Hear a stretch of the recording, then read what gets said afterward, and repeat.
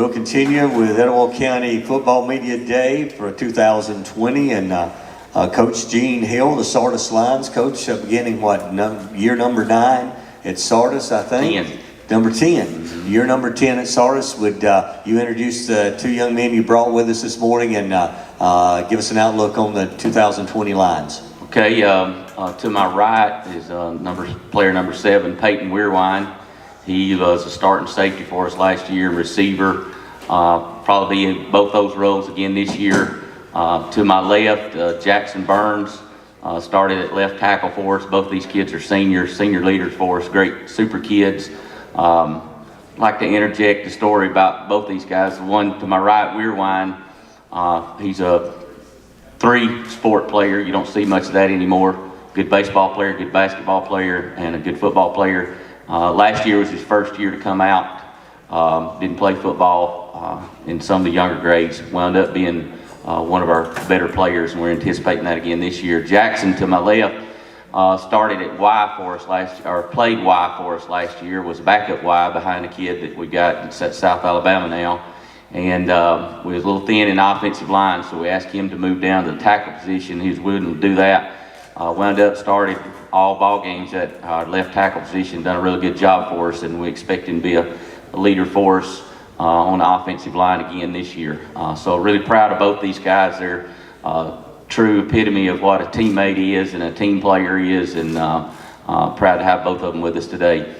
You know, we, of course, Coach Rob talking about going 3A. He's kind of gone the opposite direction that we have at Sardis in my 10 years being there. We started out, my first year, of course, we were a 3A program. Then the next 6 years, we jumped into that 4A region he was talking about. And, you know, real proud our last year was in that 4A region, that we won the region. And then next year, of course, we moved to 5A and been 5A. This will be our 3rd year in 5A, and in a pretty tough 5A region. It's changed up a little bit this year, but we were in a fairly tough region last year. But, you know, our program has really grown, our school's really grown, our community's grown, and, you know, I don't know if we could choose, if we'd rather be in the 4A, 5A. They were both tough, both competitive, but it is what it is. We'll accept the challenge and we'll move on. But lost a lot of good seniors last year. Of course, we had a tight end now that's practicing. I talked to him this week at South Alabama, doing really well down there. We had 3 or 4 other kids that played. It was a special group of seniors, I guess you would say, that had played together for several years. A lot of those kids played both ways. And kind of how I look at that, if you've got a kid who played both ways, somebody said, how many guys did you lose? If you lose one of them, to me, you've actually lost 2 players. So we lost a lot of good football players last year. We're going to be young this year. We're going to have about 9 seniors on our squad. Most of those guys will play.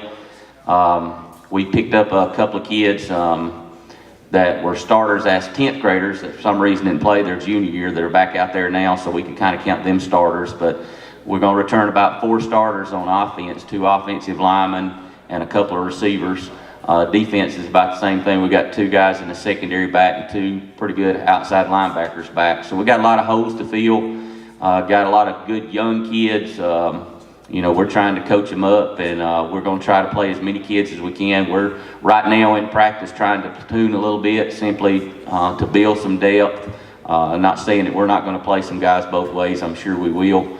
And we're working that in practice as we go, but got a lot of youth out there, so kind of excited about that in a way. You know, I know Coach Rob talking about being in this a long time, but a lot of times as coaches, you get in, you got a team that returns a lot of talent and everything. You kind of know what to expect, or a lot of experience, I should say, but you got these younger kids. It's kind of a challenge as a coach to see where you can take those kids. I told them last week when we were out there, and I've been wanting to do this for years, is film the first practice or so and just put it back somewhere. And then 3 or 4 weeks later when we get ready to play, film them again and kind of show the difference from where you started and where you're getting to.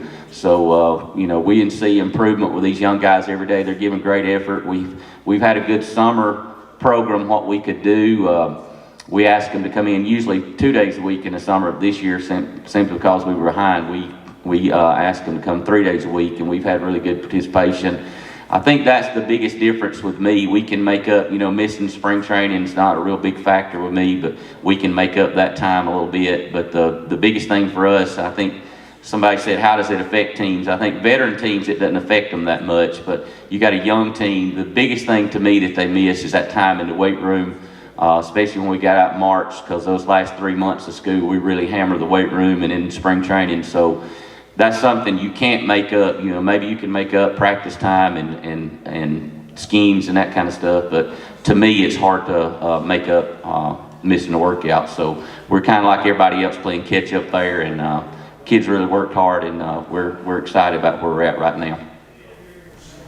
Coach, question, lost most of your skill players, quarterback, skill players. Talk about some of the guys that's going to step into those positions for you. Yeah, our backup quarterback last year was Brody Samples, and he started at safety. And this year he's moved in the role over there at quarterback. I don't anticipate to see him at safety much, except maybe in emergency situations, but he is capable of playing there. Right now he's accepted a role, probably leading candidate to be our starting quarterback. The thing about him, he throws the ball fairly well. But we'll have a little bit more run factor. He's got a good speed. I would say we got more of a running back at quarterback than we had last year, so he'll step into that role. Torrin Bright returns out there at receiver, and we've just been anticipating that breakout year for him, and hopefully this is going to be the year for him, a senior year. Of course, Peyton to my right here will be involved in our offense more. He'll be in the receiver role. He'll be in the backfield some. We've got to get the football in his hands a good bit this year.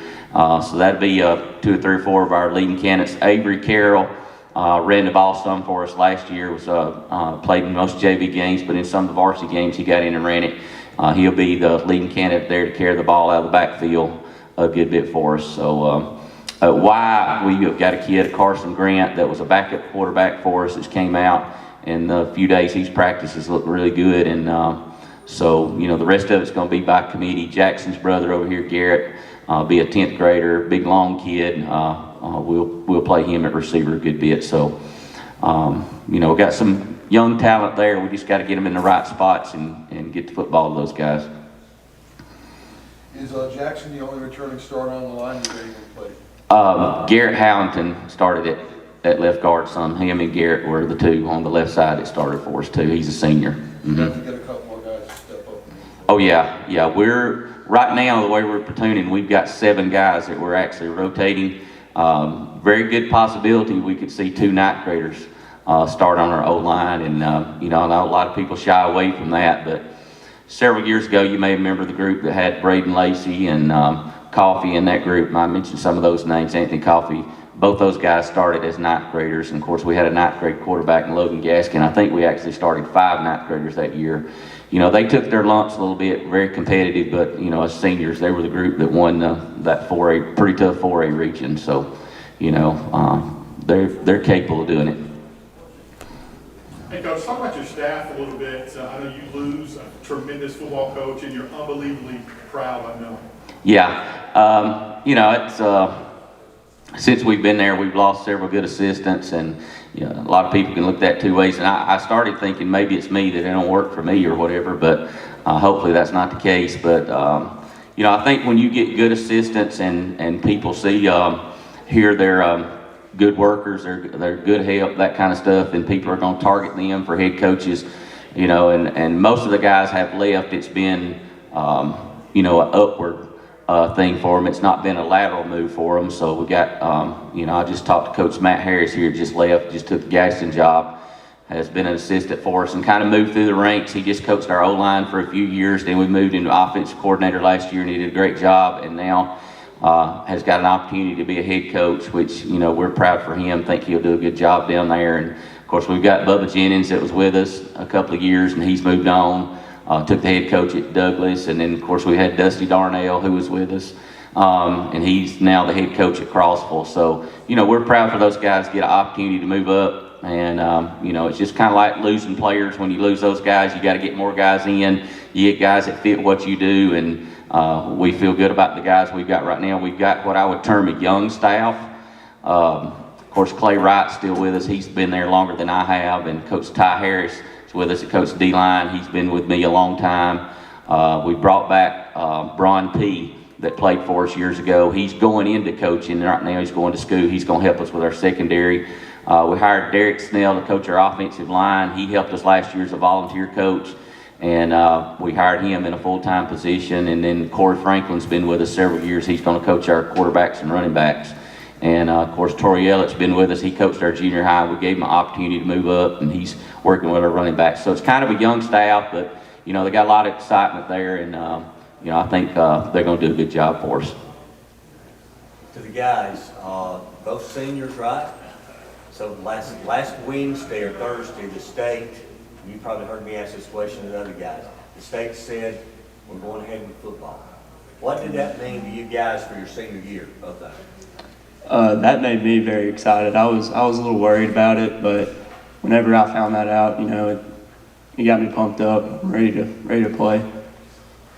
Yeah, it got me really excited. I mean, without football, what kind of a senior year is it, just you lose all that excitement about your senior year.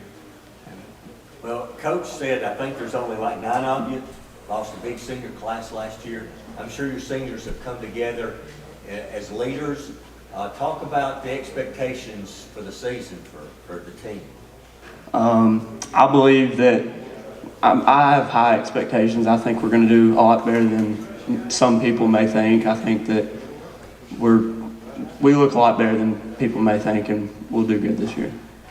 And we don't have a lot of old guys we did last year, but the way that we're doing it now, I do have high expectations because the way that we're running practices and all this, and I feel like the platooning is really going to help because, we ain't got that many old guys, and playing them both ways, I feel like, now that we're platooning, we can just focus on one side of the ball and get a breath every now and again. Coach, I want to talk about your schedule just a little bit. A lot of rivalry games on that schedule this year. That's been good for the team to get ready, and also good at the bank if you get to have pain. It is. That was one thing several years ago when we were 4A, and all of our region opponents were mainly in Huntsville, and not knocking, but a lot of private schools, and really hurt our income for a couple of years, and it's sad to say that's not why we play football, but we got to pay the bills too. But this year we got, if you look down that schedule, a lot of rival schools, and that's good for both of us as far as games. It's good for the fans. It's good for these kids to be able to play some of these. It works out really good that a lot of our rivals are in our region, so that makes it easy to schedule. And then of course we pick up and still play Southside in the 5 spot, which I think is going to become a really big rival game for both of us. And of course playing Hope's Bluff, which is not real smart on my part, in the 10 spot. But anyway, that gives us another rival game there. So it's good, and fans know who they're playing. We played some schools before, and they don't even know where they're at or where they're from, and that is, I don't know, that's real good. So I think it's a pretty good schedule for us competitive wise too.